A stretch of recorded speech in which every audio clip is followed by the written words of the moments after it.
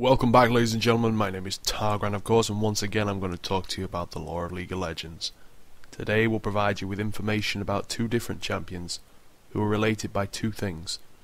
They both are related to Ionia, and they both have been crippled trying to increase their own power. I am, of course, talking about Varus, the Arrow of Retribution, and Lee Sin, the Blind Monk. Since his younger years, Varus has been known for his unmatched skills as an archer, and as a sense of honour that he had. Even as a young boy, he was always dedicated to doing the right thing, no matter what the cost would be. For that, he would be chosen to guard a sacred temple, built in the centre of Ionia. The temple had been built in ancient times to contain a pit of corruption that had been leaking out from the depths of Runeterra. Ionian elders had been afraid of the vile corruption, and ordered it to be constantly watched, to make sure it could not corrupt the island. Varus prided himself on the position that he had been awarded, as many exceptional warriors had been serving here long before he was even born. He lived in a tranquil village near the temple with his family. Varus's life was seemingly quiet and disciplined. It was split between the time with his family and guarding the pit of Pallas. He was one of the best, one of the elite guards, and he intended to prove it in any way necessary. When the Noxian invasion on the Ionia had begun, Noxus crushed most of Ionia's helpless villagers, leaving nothing but ashes in their wake. Varus was clearly aware of the danger, and he realized that Noxian troops would soon reach the temple. His choice was simple. Varus could either stay and make sure that his family would be safe, or fulfill his duty as a warden. The decision wasn't easy.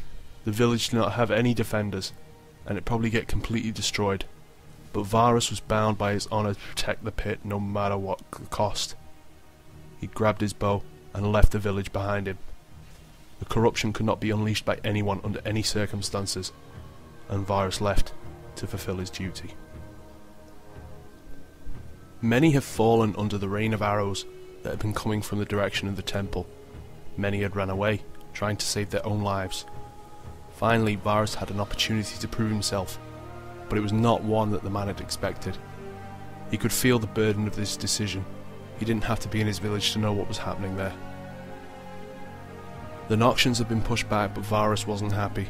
When he came back to his village, he saw something much worse than he expected. His house had been reduced to a smouldering graveyard, together with every single building in his village. His guilt quickly gave way to regret, and finally a burning hatred for those who committed this crime.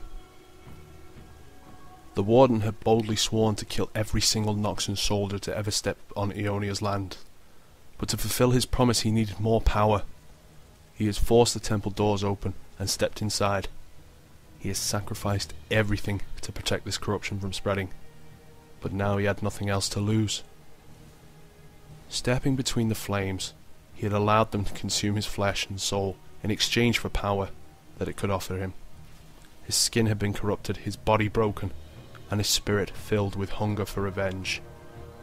Somehow Varus was fine with that. He's now left Ionia, seeking out everyone related to Noxus. His journey has finally led him to the Institute of War, where the League is stationed. There he found most of the masterminds behind the attack on Ionia, as well as those who caused deaths of hundreds of Ionians. Lee Sin, similarly to Varus, had been showing great potential since the early days of his training, but his biggest dream and goal in life was becoming a summoner. He'd worked hard for it, trying to impress those around him with the power of his own. Not only skills that he possessed, but also his will and dedication have made Lee stand out in the crowd.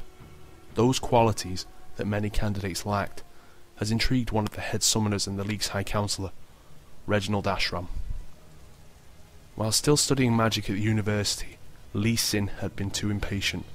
While he understood that he still had much to learn, the lessons were prepared for more average people, and not more talented individuals, such as himself.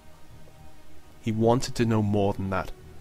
Lee Sin had started learning on his own, from books that he could find in the library.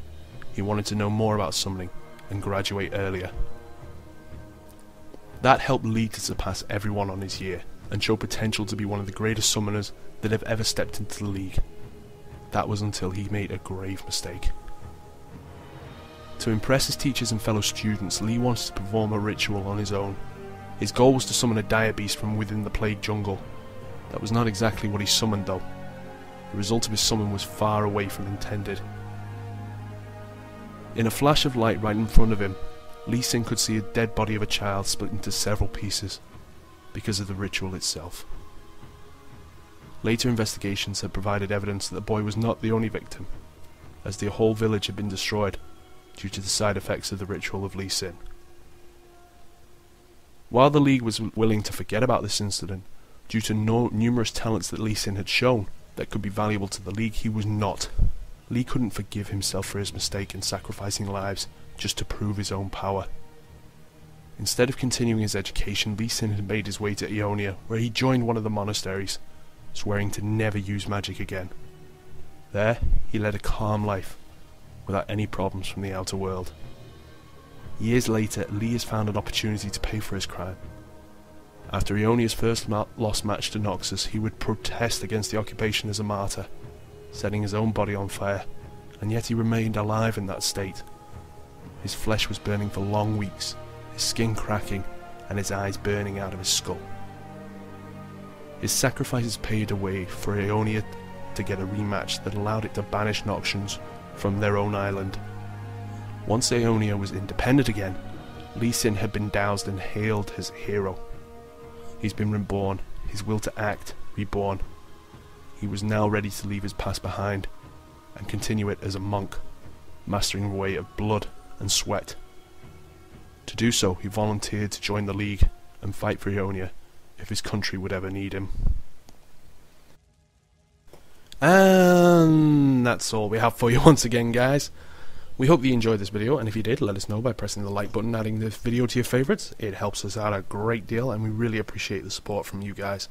You could head over to our Facebook page and give us a like on that, follow us on Twitter, or go back and watch all the previous episodes using the annotation at the top. And as always, I'll see you next time.